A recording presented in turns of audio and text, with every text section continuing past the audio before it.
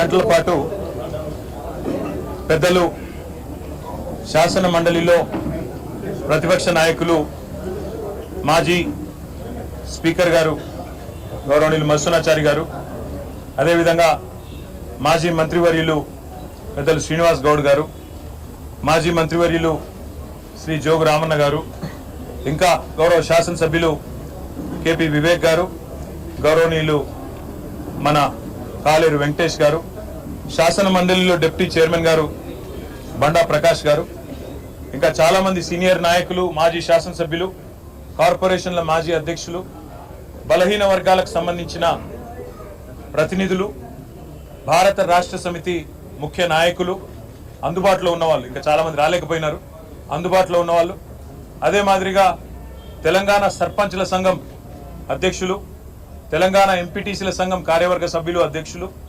తెలంగాణలోని స్థానిక సంస్థల ప్రజాప్రతినిధుల ఐక్య కార్యాచరణ సమితి నుంచి కూడా ప్రతినిధులు అందరూ కూడా ఈరోజు తెలంగాణ భవన్లో 3:30 గంటల పాటు మాతో కలిసి సమావేశం కావడం జరిగింది. ప్రధానంగా ఇందులో ఈరోజు కాంగ్రెస్ పార్టీ రాష్ట్రంలోని బలహీన వర్గాలకు చేస్తున్న మోసం, నవంబర్ 10, 2023 నాడు కామారెడ్డి పట్టణంలో బీసీ డిక్లరేషన్ పేరిట బలహీన వర్గాలను మోసం చేసిన వైనం గురించి చాలా విస్తృతంగా ఈరోజు చర్చించడం జరిగింది. దాదాపుగా 20-25 మంది తమ తమ అభిప్రాయాలను పూర్తి స్థాయిలో మరి వివరంగా చెప్పడం కూడా జరిగింది. ప్రధానంగా ఈరోజు ఈ సమావేశంలో అనుకున్నది ఏంటి అంటే, భారత రాష్ట్ర సమితి తరపున పెద్దలు తెలంగాణ తొలి ముఖ్యమంత్రి కేసీఆర్ గారి ఆదేశం మేరకు మేము కాంగ్రెస్ ప్రభుత్వాన్ని డిమాండ్ చేస్తా ఉన్నాం. మీరు ఖచ్చితంగా కామారెడ్డిలో ఇచ్చిన బీసీ డిక్లరేషన్లోని ప్రతి హామీని అమలు చేసేదాకా తప్పకుండా ప్రధాన ప్రతిపక్షంగా మీ వెంటబడతాం. రాష్ట్రంలోని బలహీన వర్గాల పక్షాన మిమ్మల్ని అడుగడుగున నిలదీస్తూనే ఉంటామనే మాట నేను విజ్ఞప్తి చేస్తా ఉన్నా.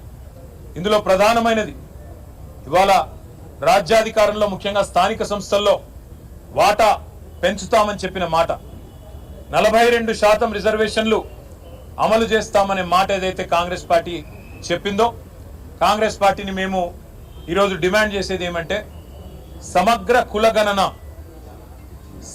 కులగణన వెంటనే స్టార్ట్ చేయండి, మాటలకే పరిమితం కాకండి.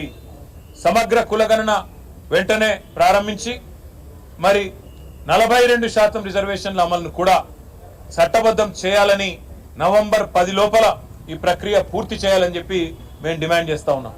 ఎందుకంటే మాట ఇచ్చి సరిగ్గా నవంబర్ 10కి సంవత్సరం నిండుతుంది కాబట్టి నవంబర్ 10 లోపల ఈ కార్యక్రమాన్ని పూర్తి చేయాలని, ఒకవేళ మీరు చేయని పక్షంలో తప్పకుండా బలహీన వర్గాల బిడ్డల తరపున భారత రాష్ట్ర సమితి మరి పెద్దలు కేసీఆర్ గారితో కూర్చొని మేమందరం కూడా చర్చించి తప్పకుండా ఏ రకంగా ముందుకు పోవాలి, మరి కాంగ్రెస్ కనుక మాట తప్పితే అనే విషయాన్ని కూడా ఆలోచించి ప్రకటిస్తామని చెప్పి కూడా తెలియజేస్తా ఉన్నాం. దాంతోపాటు కాంగ్రెస్ పార్టీ ఆనాడు ఇచ్చిన మాట, 1,00,000 కోట్ల బడ్జెట్ పెడతాం బీసీలకు అని చెప్పిన మాట మొదటి సంవత్సరంలో తప్పారు. కేవలం 8,000 కోట్లకు మాత్రమే పరిమితమైనారు. మేము ఈరోజు డిమాండ్ చేస్తా ఉన్నాం, మరి రాబోయే ఫిబ్రవరి మార్చిలో పెట్టే బడ్జెట్లో 25 నుంచి 30,000కు తగ్గకుండా బలహీన వర్గాలకు బడ్జెట్ పెట్టాలి. బీసీ సబ్ ప్లాన్ కూడా మీరే మాట ఇచ్చారు. ఎట్లా అయితే ఎస్సీ సబ్ ప్లాన్ ఉన్నదో అట్లాగే బీసీ సబ్ ప్లాన్ కూడా పెడతామన్నారు. తప్పకుండా బీసీ సబ్ ప్లాన్ కూడా పెట్టాలి. అవసరమైతే అక్టోబర్ నవంబర్ సెషన్లో పెట్టాలి, లేదంటే వచ్చే బడ్జెట్ సెషన్లో పెట్టి 25 నుంచి 30,000 కోట్లకు బడ్జెట్ తగ్గకుండా పెట్టాలని చెప్పి కూడా మేము డిమాండ్ చేస్తా ఉన్నాం. దాంతోపాటు పెద్దలు మధుసూదనాచారి గారి నేతృత్వంలో ఒక బృందం, సీనియర్ నాయకుల బృందం, ఒకటి తమిళనాడులో ఏ రకంగా మరి 68-69% రిజర్వేషన్ అక్కడ అమలు అవుతా ఉన్నది అధ్యయనం చేసి ఈ ప్రభుత్వానికి ఇక్కడ అవసరమైతే కొన్ని సూచనలు చేయడానికి కూడా వెళ్ళాలని చెప్పి కూడా ఒక నిర్ణయం తీసుకున్నాం. దాంతోపాటు బీసీ డిక్లరేషన్లో భాగంగా ఈ కాంగ్రెస్ పార్టీ ఇచ్చిన మరొక మాట, ఎంబీసీలకు కూడా ఒక మంత్రిత్వ శాఖ ఏర్పాటు చేస్తాం, మోస్ట్ బ్యాక్వర్డ్ క్లాసెస్ అని చెప్పారు. కానీ ఇప్పుడు రాష్ట్రంలో ఉన్న 12 మంది, ముఖ్యమంత్రితో కలిపితే ఉన్న 12 మంది మంత్రివర్గ సభ్యుల్లో కేవలం 2 మాత్రమే బీసీ మంత్రులు ఉన్నారు. అందుకే రాష్ట్ర ప్రభుత్వాన్ని డిమాండ్ చేసేది రాబోయే 6 మంత్రులు ఏవైతే ఇంకా మీరు ఏర్పాటు చేయాలి, 6 మంత్రులు ఎవరైతే మీరు నింపాలో అందులో తప్పకుండా ఎంబీసీలకు కూడా మీరు ఇచ్చిన మాట ప్రకారం మంత్రిత్వ శాఖ ఏర్పాటు చేయండి. ఎంబీసీలకు కూడా మీరు ఇచ్చిన మాట ప్రకారమే మంత్రిత్వ శాఖ కేటాయించాలని చెప్పి కూడా మేము డిమాండ్ చేస్తా ఉన్నాం.